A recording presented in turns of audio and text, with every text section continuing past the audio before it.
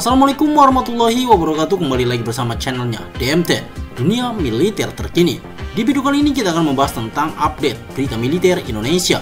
Ada apakah? Mari kita bahas ulasannya di sini.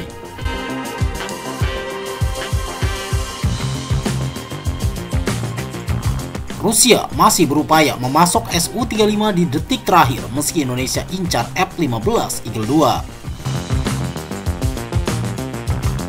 Rusia belum menyerah memasok Su-35 ke Indonesia. Padahal saat ini Indonesia tengah tahap memproses pembelian F-15 Eagle II. Namun Rusia yakin Su-35 masih ada peluang. Pengadaan alutsista Indonesia memang misterius. Hari ini mengincar F-15 Eagle II atau Su-35 yang datang bisa saja Rafale.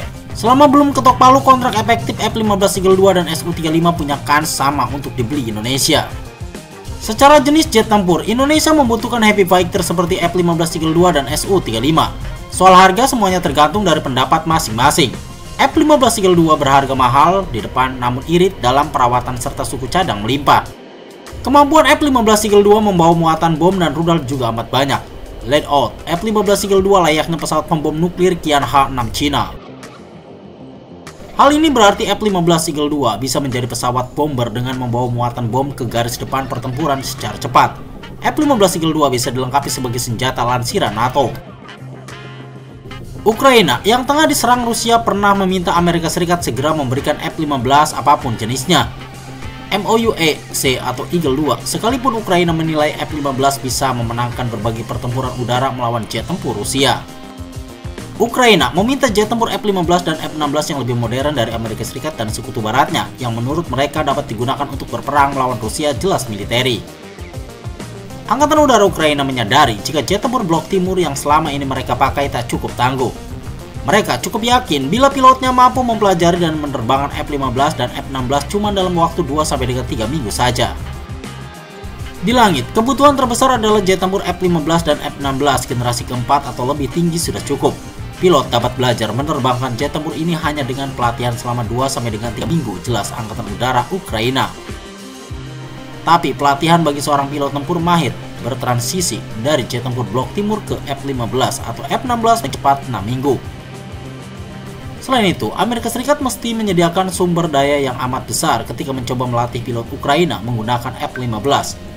Pengiriman F-15 atau F-16 akan memerlukan banyak komitmen finansial dan logistik dari negara pemasok jet tempur tersebut, beber militeri. Ya, finansial amat besar mesti disiapkan negara yang berniat membeli F-15. Hal inilah yang dijelaskan di atas bahwa membeli jet tempur Amerika Serikat mahal di awal karena meminta begitu banyak persiapan. Namun begitu sudah dioperasionalkan secara berkala jauh lebih irit. Berbalik dengan Su-35 atau jet tempur Rusia lainnya, ia murah di awal namun membengkak biaya operasional dan perawatan di kemudian hari. Mendapatkan suku cadang jet tempur Rusia begitu mahal serta sulit saat ini akibat perang Ukraina. Tapi Rusia masih meyakini jika Indonesia tetap meminati Su-35. Mereka siap memasok Su-35 di detik terakhir ke Indonesia. Pada musim panas tahun yang sama, Layanan Federal untuk Kerjasama Teknik Militer FSMTC melaporkan bahwa Rusia berencana untuk memasok Indonesia sejumlah pesawat tempur multiperan Su-35. Tercatat bahwa Jakarta sangat direkomendasikan di semua tingkatan untuk meninggalkan proyek tersebut. Namun Federasi Rusia masih berniat untuk memasok sejumlah pesawat, jelas artikel iz.ru yang berjudul The Russian Embassy has named the condition for returning to negotiation with Indonesia on the Su-35 pada 27 April 2024. Sekarang tergantung Indonesia mau beli F-15 Eagle II atau Su-35. Amerika Serikat jamin Indonesia kebal sanksi CATSA, silakan lanjut beli Su-35. Transaksi Su-35 batal karena Amerika Serikat mengancam akan menjatuhkan sanksi CATSA ke Indonesia. Indonesia minder bila CATSA dijatuhkan. Dapatnya cuman Su-35 tapi sengsara 20 tahun ke depan. Su-35 banyak gantinya, semisalnya membeli Rafale membuat Indonesia aman dari ancaman sanksi CATSA. Paling banter Amerika Serikat cuma mencak-mencak kenapa Indonesia memilih Rafale lebih dulu daripada jet tempur buatannya, ihwal mengganti Su-35 yang di-ban CATSA. Alasannya sederhana, Indonesia tak punya uang lebih menebus Rafale dan F-15 Eagle II secara bersamaan. Program pertahanan Indonesia kebanyakan didanai dari pinjaman luar negeri PLN. Negara pembeli PLN ke Indonesia punya peran penentu alutsista mana yang hendak dibelinya. Misal membeli Rafale, Indonesia mendapat pinjaman dari Bank Prancis, sehingga mana mungkin membeli F-15 Eagle 2 memakai dana PLN dari Prancis. Sebetulnya pembelian Su-35 lah yang tak memakai skema PLN. Indonesia sudah menyiapkan uang tunai dan skema imbal dagang untuk membeli Su-35.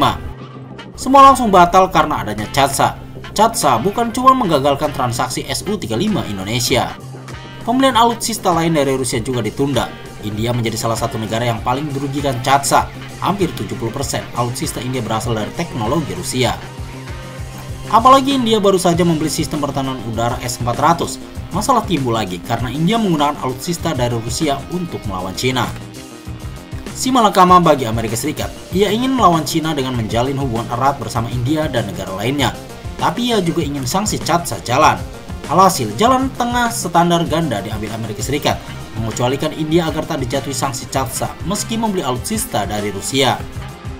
Dewan Perwakilan Rakyat Amerika Serikat membuka jalan untuk menghilangkan potensi gangguan dalam hubungan India-Amerika Serikat dengan meminta pemerintah Biden untuk mengeluarkan pengecualian khusus India berdasarkan undang-undang melawan musuh Amerika Serikat melalui sanksi CATSA. Menteri Luar Negeri Antony Blinken kini dapat mengecualikan India dari sanksi CATSA yang dirancang untuk memberlakukan pembatasan pada negara-negara yang membeli sistem militer dari Rusia, jelas Hudson Institute. Ada satu pengertian CATSA yang selama ini salah dimengerti oleh publik Indonesia. CATSA ialah menghukum musuh-musuh Amerika Serikat, bukan sekutu-sekutu Amerika Serikat. Tujuan CATSA adalah untuk menghukum musuh-musuh Amerika Serikat, bukan menghukum sekutu-sekutunya, tegasnya. Maka Kongres Amerika Serikat segera menetapkan amandemen agar mengecualikan India dari CATSA. Ancaman sanksi CATSA terhadap India akan merugikan diri sendiri dan tidak akan menguntungkan kepentingan Amerika Serikat. Jika amandemen tersebut disetujui di Senat Amerika Serikat, kemungkinan besar amandemen tersebut akan mendapatkan dukungan besar, ungkapnya. Lantas bagaimana dengan Indonesia? Boleh percaya atau tidak bahwa Indonesia punya posisi unik di mata pemerintah Amerika Serikat. Melihat hal tersebut, Indonesia membatalkan kerjasama pembelian pesawat tempur Sukhoi Su-35 dari Rusia karena tidak ingin mengambil resiko. Padahal jika kita telusuri, Amerika Serikat telah memberitahu kita bahwa Indonesia dan dua negara Asia lainnya dijamin bebas sanksi meski membeli. Padahal jika kita telusuri, Amerika Serikat telah memberitahu kita bahwa Indonesia dan dua negara Asia lainnya dijamin bebas sanksi meski membeli peralatan militer dari Rusia. Jelas jurnal terbitan Universitas Muhammadiyah Yogyakarta berjudul Analisis Keputusan Pemerintah Indonesia untuk Membeli Rafale Pesawat Dassault dari Prancis pada 1 Januari 2024. Meski demikian, Indonesia tetap menjauhi transaksi Su-35 dengan asumsi di masa depan Amerika Serikat memiliki kepentingan lain dengan Rusia yang merugikan Jakarta. Namun, meski ada jaminan bebas CATSA, Indonesia tidak mau besar kepala karena geopolitik Amerika Serikat terkadang berubah sehingga Indonesia memilih bermain aman, jelasnya. Indonesia nampaknya akan melanjutkan pembelian Su-35 usai Amerika Serikat menjamin tak akan ada sanksi CATSA.